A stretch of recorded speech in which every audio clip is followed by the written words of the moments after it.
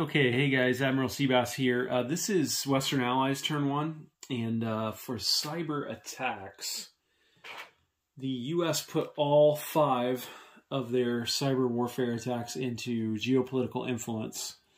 They got 2 successes. The Russians couldn't counter either one of those, so they'll get -2 on their diplomacy roll, and they're going to go for Brazil. NATO put all 4 of their attacks into military intelligence.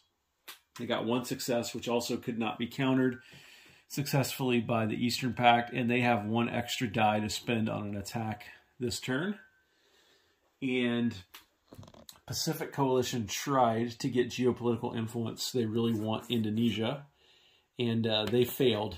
So no dice there, literally, for the Pacific Coalition. So that's a summary of what happened on Western Allies turn 1 for cyber warfare. Okay, moving on in turn 1 Western Allies. Now we are doing the diplomatic influence phase, and as you can see here, the U.S. successfully persuaded Brazil. So that got them 4 infantry, a frigate, and then they added 2 cruise missiles to their inventory, and of course they also went up 4 IPP for Brazil. NATO tried for Argentina, Chile, and failed. And the Pacific Coalition tried for Indonesia and also failed on that one. So now we move on to technology. So for Western Allies turn 1, the US bought 2 tech rolls, NATO bought 1, and Pacific Coalition bought 1. The US was the only one that succeeded, and they ended up getting next generation MBTs, which will be very useful. All right, now we move on to purchasing units, which is called placing factory orders. All right, last part of the Western Allies turn 1 planning phase is place factory orders. The U.S. built 2 main battle tanks, now next generation main battle tanks, 1 airborne, 2 infantry, and a frigate. The Pacific Coalition built a cruise missile and 8 infantry, and NATO built 11 infantry. So that'll do it for the planning phase for turn 1 Western Allies. Now we move to the combat orders phase. Hey guys, this is a continuation of Western Allies turn 1 and combat orders phase. I've got these target markers. Bought these from Doug at Historical Board Gaming a long time ago. They're very handy to let you plan your attacks. So I'm going to try. I don't know if I can do all of this, but priority number 1 is to take Venezuela, which is a Eastern Pact Victory Star. To do that, I got to take this frigate out first. I'm definitely want to take these 2 subs out because they could potentially block sea lift to Europe. And my lowest priority is to try to take Panama back. I don't know if I can get all that done this turn, but I sure am going to try. And then if we look here in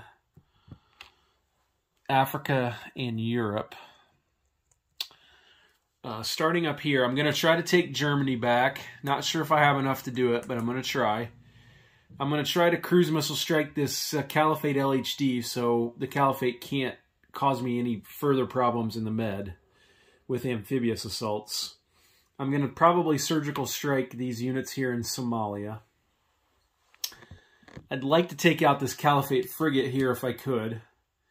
I'd really like to take Southeast Asia, but I'm not sure I can do that without weakening India too much to the point where the Eastern Pact could go in and take it out. So at the very least, I'm going to surgical strike some things in India.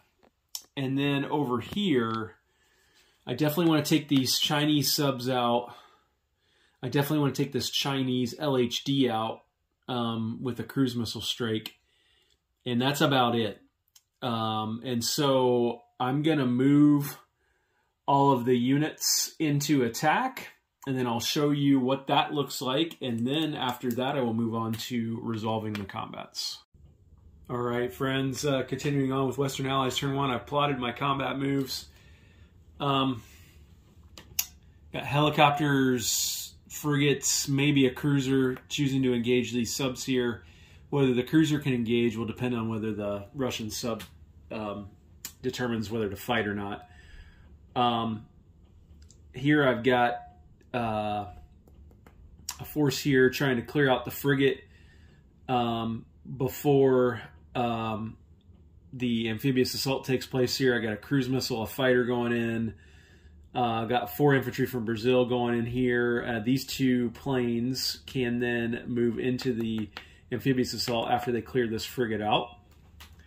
Got a boatload of crap going into Germany. I'm just going to move this dice in here because I can re-roll one of these attacks. Should be able to take back Germany, no problem. There, with collapsing all that stuff in there. NATO attack submarine here launched a cruise missile at the LHD, making a somewhat speculative attack into Somalia here, where I have a Pacific Coalition airborne infantry supported by 3 cruise missiles and 2 fighters. I've got no doubt that I can take these 2 guys out, but if they get a hit, the airborne will be eliminated and we won't be able to take Somalia. Taking Somalia is important because of this strait right here, which keeps me from moving this carrier and frigate out. The sub can move out if it wants to. But in fact, I might just move the sub out there because he can move through the strait and have him fire from there. Then up here, we've got a helicopter, a drone, and 2 frigates going after the Caliphate frigate. I've launched a couple of cruise missiles into Southeast Asia. I didn't think I could get in there this turn. And then up here, 2 cruise missiles going against the, trying to hit the Chinese LHD, and then trying to take out a couple of these Chinese subs here as well. And that's it for my combat orders, so I'm going to resolve these combats and let you know what happened. So we had pretty mixed results overall for our combat. We were able to take this Russian sub out here. This guy, though, was not able to be taken down. Venezuela hung on with 1 infantry because these 2 fighters ran out of combat rounds and didn't want to press the attack with only 2 infantry and the Russians having a drone supporting this infantry. We did take Panama, though, so that was good news. We easily took Germany back there in Central Europe. We weren't able to take out the Caliphate LHD. We were able to take out Somalia, which is going to allow these ships to escape the Red Sea, because I got 2 cruise missile hits, and those took out the Caliphate infantry before they could fire back. We were able to take out the Caliphate frigate here. We were able to surgically strike with a cruise missile and take out a Chinese MBT here. And then, unfortunately, over here in the Pacific, all of our attacks failed. We could not take out this Chinese sub, that Chinese sub, or the Chinese LHD. So now we're going to do non-combat movement. Okay, here's where things stand after strategic movement. I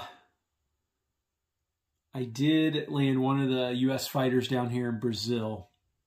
I don't think there's a danger to Brazil, but you never know. I moved 2 of the U.S. MBTs, which are now next-gen MBTs, to France via sea lift, that they could go through the Central Atlantic or the Mid-Atlantic, because even though there is a Russian sub here, there are 2 Western Allied surface ships there, which allow sea lift through even with the presence of a sub. I landed one of the helicopters on Azores. I consolidated a NATO fleet up here.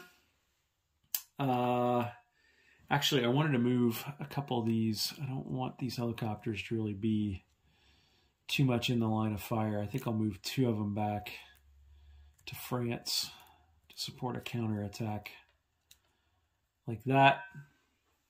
And then, you know what? Let's just be brave and leave them there. Never mind.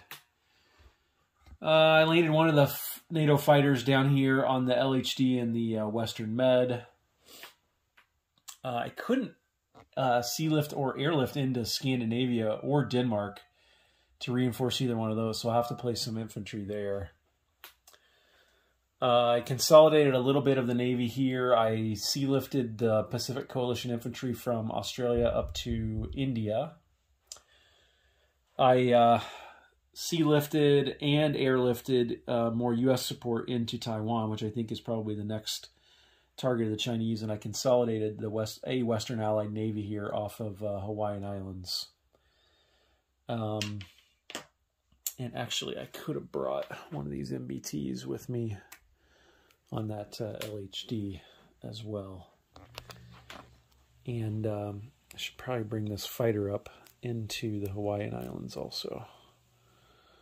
Like that. And I moved one of the U.S. infantry up to Alaska to help protect that. So yeah, that's where things stand after strategic movement. I'm going to place units and let you know how that goes. The U.S. put most of their units over here on the Pacific side. They put an MBT here, put an airborne here. They put one infantry into Hawaii. They put a frigate here to go chase subs. And then their last infantry they put over here in Southeast United States.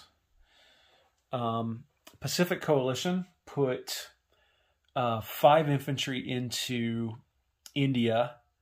They put 2 into South Korea there. And they put 1 into Okinawa. Finally, NATO put a bunch of infantry in. They put 2 into Scandinavia, 1 into Denmark, 4 into Italy, 2 into Balkan states, and 2 into Turkey, just to bolster up their defenses there. Italy, I'm most worried about Italy for NATO, and probably secondarily Balkan states and Turkey. Although I think the Russians could make an outside run at Scandinavia as well. So, in terms of collecting income, by the way, I don't have to pay to remove any damage markers or repair damaged supercarriers. So, collect income is going to be pretty simple. The U.S. is going to get 42. NATO is going to get 34. And the Pacific Coalition will get 27. So I'll make those income additions, and we will call this a wrap on Western Allies Turn 1.